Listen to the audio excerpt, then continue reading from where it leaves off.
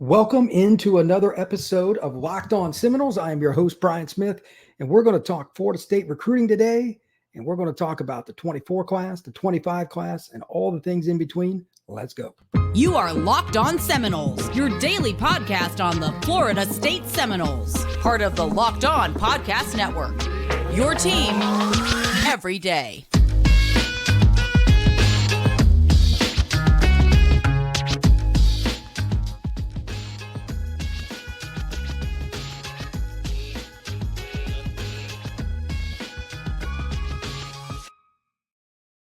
Welcome back into another episode of Locked On Seminoles. I am your host, Brian Smith. In today's episode, we're going to break down the 2024 recruiting class, why, as a Florida State fan, you should be excited about it, what could also happen before signing day in conjunction with the transfer portal and trying to balance the two. Believe me, that's not easy. And then finally, a little bit of information about 2025. Mixed in with all of that, happy to take your questions and all the comments, kind of get into all the things that go along with Florida State. Obviously, there are other topics out there as well. Not trying to get in too far with all the discussion about the playoff for next season, etc. But I will entertain some of those as well. If you want to hit the chat, I'll get to that here in just a second. First off, today's show is brought to you by Gametime. Download the Gametime app, create an account, use code LOCKEDONCollege, and get $20 off your first purchase. All right. I'm going to kind of run down some things here, and we're going to get into the comments in a little bit. If you have questions, fire away. I'll get to them as quick as I can, but I do want to kind of go over. I've got a whole bunch of stuff on my sheet. This is not a short list, but it's a big recruiting class, right? So let's talk Florida State's 24 class from top to bottom, but a couple of key points that everybody asks about, so I'm going to get it out of the way. Briefly mentioned this on yesterday's show. You can check it out if you like on YouTube, on Spotify, etc. KJ Bolden and Jeremiah Smith. Those are the two names I get asked about the most. Both those guys, really, really good football players. I think Jeremiah is the best player in the country. KJ is committed to the Noles. He is a tremendous football player from Buford. He's a safety. Jeremiah is a receiver. Bolden is still talking to Auburn, pretty hot and heavy. Even though he's committed to Florida State, I have no idea what he's going to do. But if he's talking to Auburn, like he had a visit there, I would assume that he's seriously considering going there.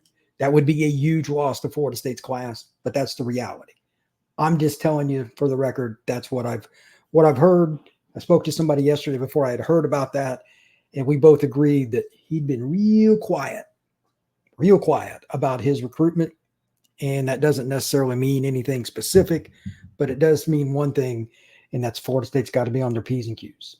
If you're going to go after guys like that, and you have to if you want to be on a national championship level, you're going to expect some visits and some backdoor stuff at the end. That's just recruiting in the Deep South.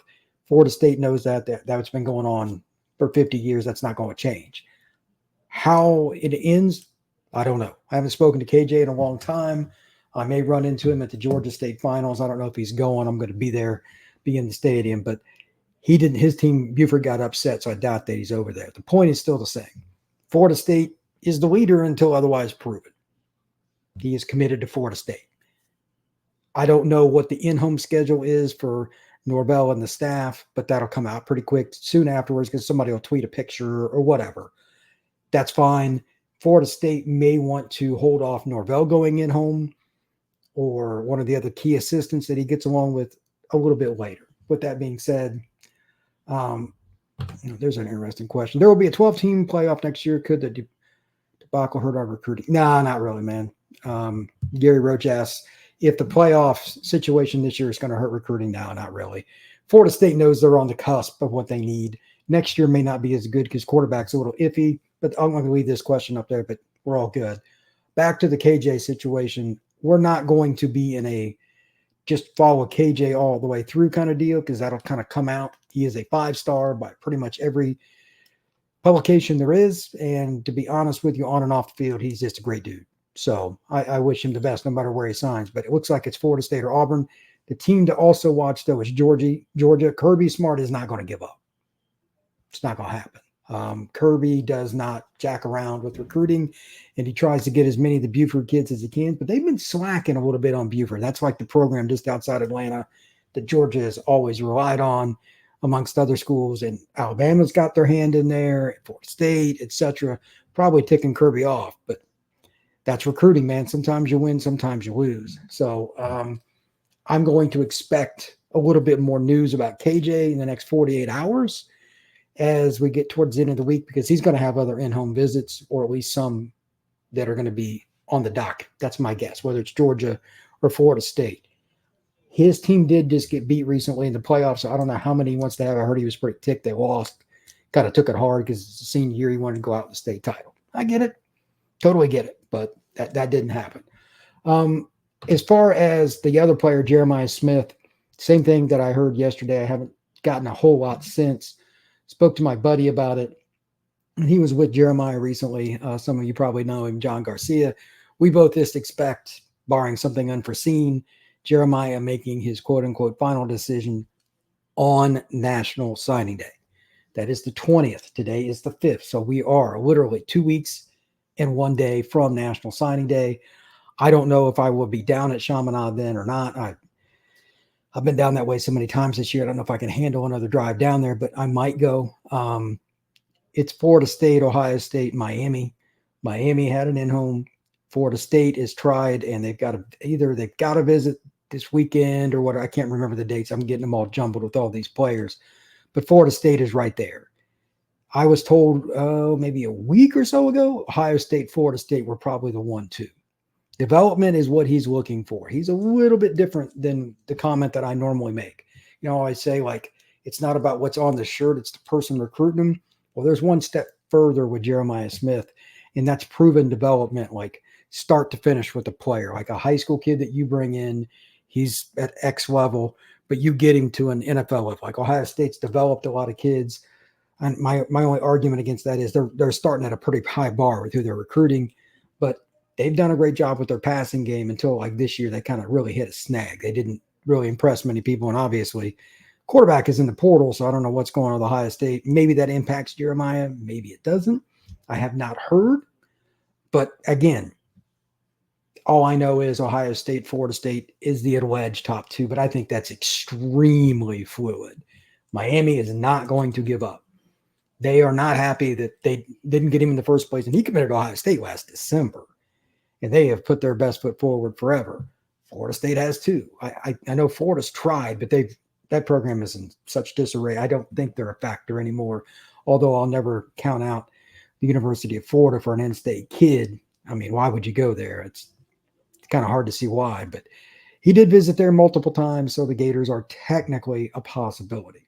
Now, let's jump into what's going to happen with this class, why it's a top 5 class, in my opinion, and quite frankly, all the recruiting services. I've got some notes in general about it. And the number one thing is something I actually had a podcast on not all that long ago. Florida State's DB class is the best in the country. Just flat out. It's the best in the country. And if you don't agree with it, that's fine. But you got KJ. You got Charles Wester, who was coveted by Alabama and Florida State and Florida and everybody else under the sun. He is as long as it gets for a corner. He has to learn some technical aspects, etc., but he can get after it. He's from Venice High School, so it's good to get another kid from Florida. You also have Jamari Howard. He played at Norvell this year. He is a kid that was a corner, but they moved him to safety, and he made a big jump up in production. There were times he'd struggle with some guys at corner. He's a real long kid, real tall, but that's just technical, and it's not an athletic thing. But for whatever reason, he just took to safety. Buddy of mine saw him play safety, and he was really, really good. That's the spot they think he's going to end up at the next level. I think it's a great move because he's a physical kid. Jamari Howard will come up and strike you. So that could be a great fit for him, not only at the college level, but potentially down the road after that, because you can't teach the man's length. Jamari's arms are forever. Kind of like him and Charles, ridiculous. I don't know which one's got longer arms, but it'd be a really interesting contest. The kid that doesn't get talked enough about is Ricky Knight. He played at Cardinal Newman this year after playing the year before at their rival. But this is a young man that has the ability to take on some really good play. He actually went against Jeremiah recently when they got beat by him. He had a pick in the end zone. It was a little bit of an overthrow. He beat Jeremiah to the ball. Ricky is really, really good. I don't know why he's not talked about that much, but nonetheless, that's a player that Florida State or anybody else would be happy to get. At corner, and I'm surprised he doesn't get more props. I think he could play in the slot. I think Ricky could play outside or boundary, depending on how big he gets. He needs to add weight like most kids. Excuse me. But Ricky is not a young man that is going to have a problem with the coverage and the intimidation factor going against big-time guys. He's all about it. He's all about it. Sometimes it's really good. Sometimes it's not. But each play, he comes back for more. And as a DB, you're going to lose more than you win. It's kind of like baseball. A lot of guys don't like baseball because you're going to get out more than you're going to get a base hit. Well, he's okay with that. The final guy is somebody I've talked about on this podcast quite a few times, and that's Kai Bates. He plays at Edgewater over in Orlando, 6'2", 185 pounds. He could play anywhere in the secondary. He's a lot like Lester. He's a lot like Jamari. Very long, big kid, but he's more physically developed, stronger guy. And he's also somebody that I don't really think he cares which spot, like if it was boundary, if it was field. Just from getting to know him, pretty easygoing guy. Kai could play some safety. He's played some at Edgewater. They moved him around. I wouldn't put it out of the question, not completely at least, that Bates played some slot, depending on how a team, especially in the spread, if they constantly used a bigger receiver in the slot, like a 6'1", 210-pound guy, that might be something he would be up for. Not everybody is all about that, but he might be that guy. And to be really honest with you, if you don't have bigger corners that can play in the slot and mix and match with the teams you play, it's pretty hard to be successful. Slot receivers are getting better and better at the college level. Speaking of better and better, Gametime.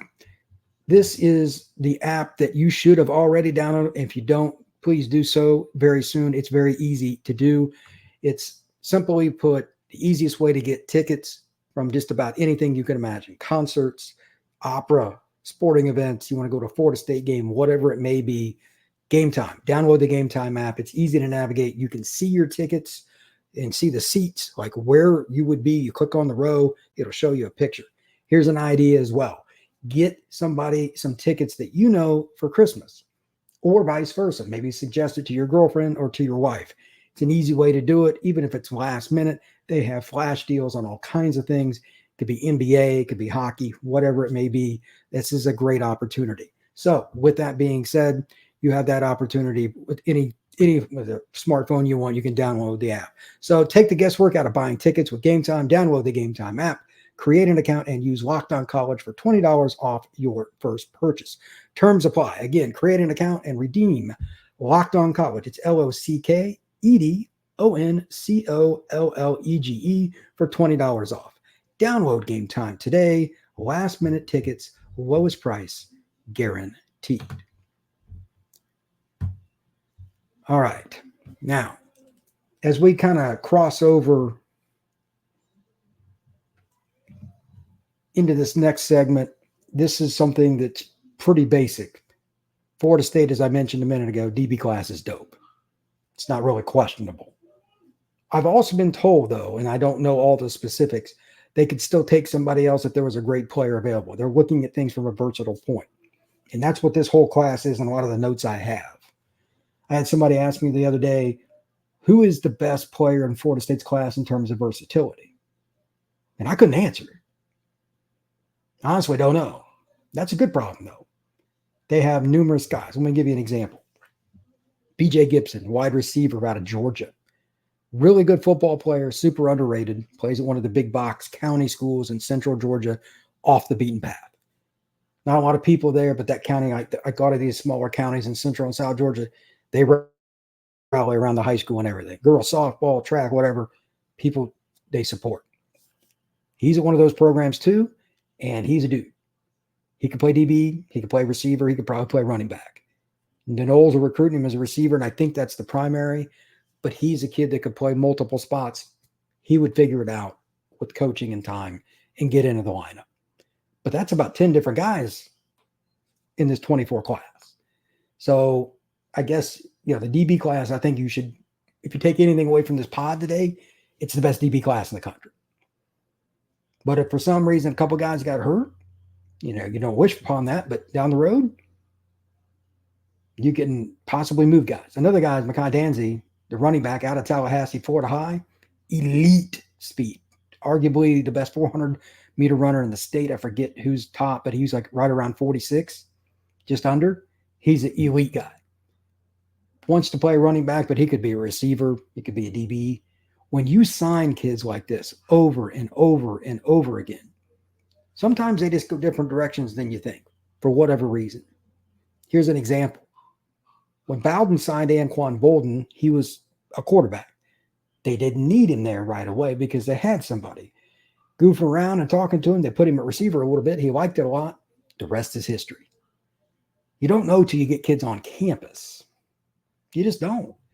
So with that being said, here's another question. Von Meyer, Pat Surtain going to have dogs in the secondary? Yes, he is. I'm just going to leave that up because it couldn't say it any better.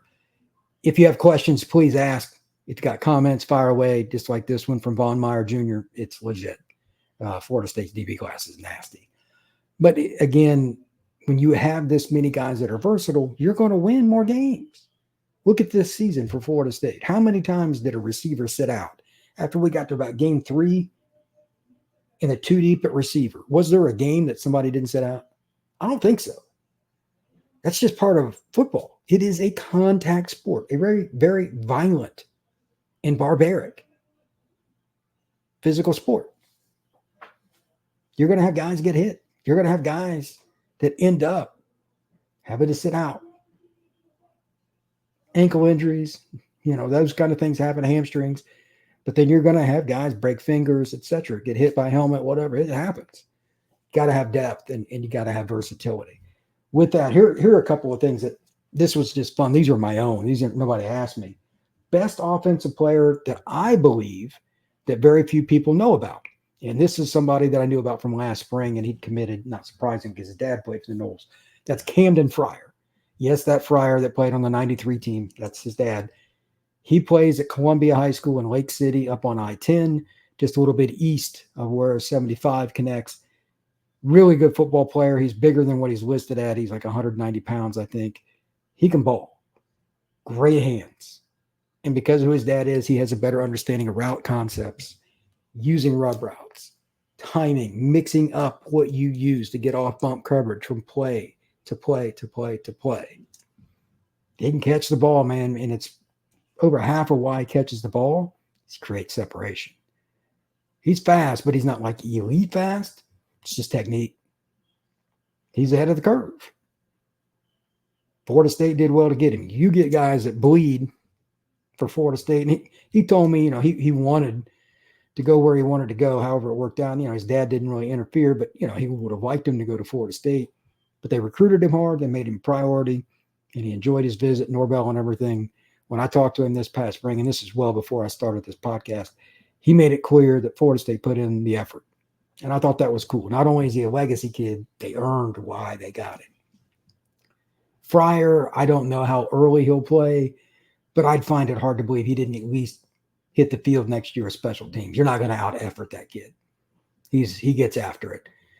He played with Team Dimes out of Savannah. That's Chromahawks team, so that they've got a nice rapport as well. That's kind of helpful. Luke, obviously, is the quarterback committed to the Noles in the 24 class. Very good football player. But having Camden Fryer as an outlet, that's a good deal. What else we got here? Carlos Allen. What players, if any, are Florida State interested in the transfer portal? I was just talking to somebody about that. It's happening so fast. There's a gazillion. I've talked about Cam Ward. RJ Oben is a guy. He's a defensive end that was at Duke. He had 5 sacks last year. The list: Auburn, Notre Dame, lots of other SEC, ACC schools. It's all over the place. That's one. But I haven't really dived deep into the deep end, if you will, on this because it just opened yesterday.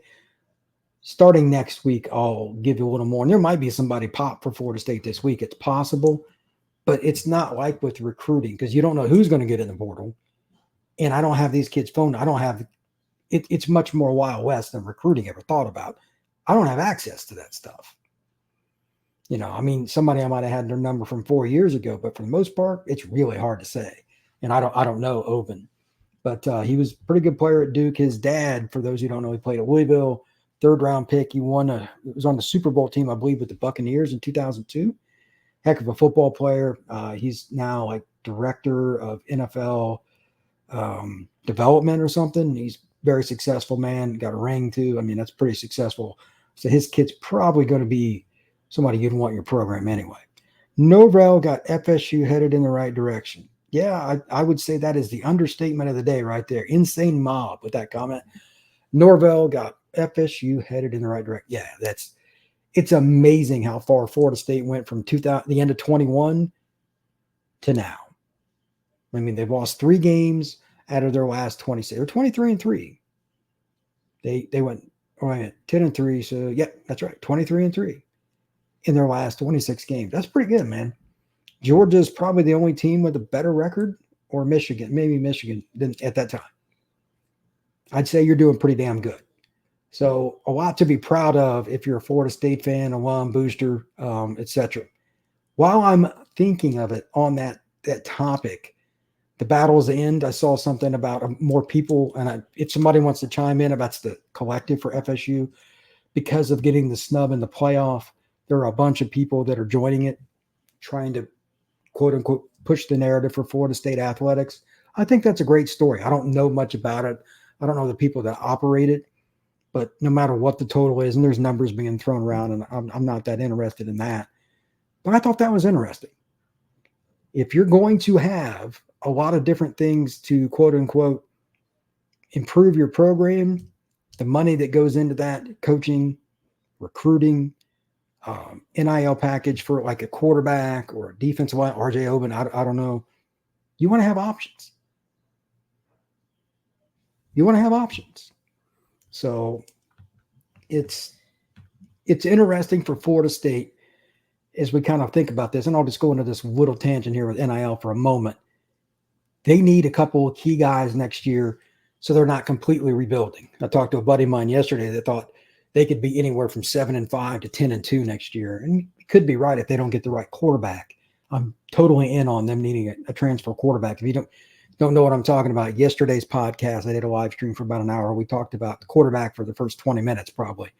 It is a really big topic for a good reason. FSU needs to hit a portal quarterback top end. Everybody's trying to do the same thing down there. Somebody's going to miss, probably more than won't. So that's something to think about. But it is part of it. I'll get to some more questions here in just one moment. Before I do, I want to go ahead and remind everybody, LinkedIn College, this is probably the most important one for us. They do all the recruiting stuff around the network. When you're hiring for your small business, you want to have as many top-tier candidates as possible to interview. That's why you have to check out LinkedIn Jobs. LinkedIn Jobs has the tools to help you find the right professionals for your team faster and for free. If you are doing anything that is in conjunction with the Christmas holiday season, if you're trying to get part-time help or something, LinkedIn would be a great way to do it. And if you're trying to get a jump on 2024, get that out there now. It's an easy app to use, whether you go on a laptop, your phone, whatever. There are over 1 billion people in some way, shape, or form that are connected with LinkedIn. It's incredible. I've used it for years, and I think you should too as well. Post your job for free at linkedin.com/lockedoncollege. That's linkedin.com/lockedoncollege to post your job for free. Terms and conditions apply. All right. Now, let's talk a little bit more about this class. Florida State, really good balance. And the DB class, to reiterate what I opened the show with, top notch. It's not really debatable to be even remotely kidding. I mean, it's insane. That being the case, Florida State has other areas that I think are underrated and could also make an impact next year. So I want to give you an example. Wide receiver. I already talked about B.J. Gibson a little bit ago, but let me reiterate. Plays at I think it's Wilcox County in Georgia. Not many people talk about him. Could play DB, could play receiver, could probably play running back if he wanted to. Nobody even talks about him, and he's good enough to play at an elite level at Power 5. And Florida State has him in a top 5 class. In other years, he might have been one of the top 5 players in the Florida State class. This is just a deep, ridiculously good recruiting class. This is still a young man that I guarantee you, just based on where he's from, how early Mike Norvell and his staff took him, that's a good sign.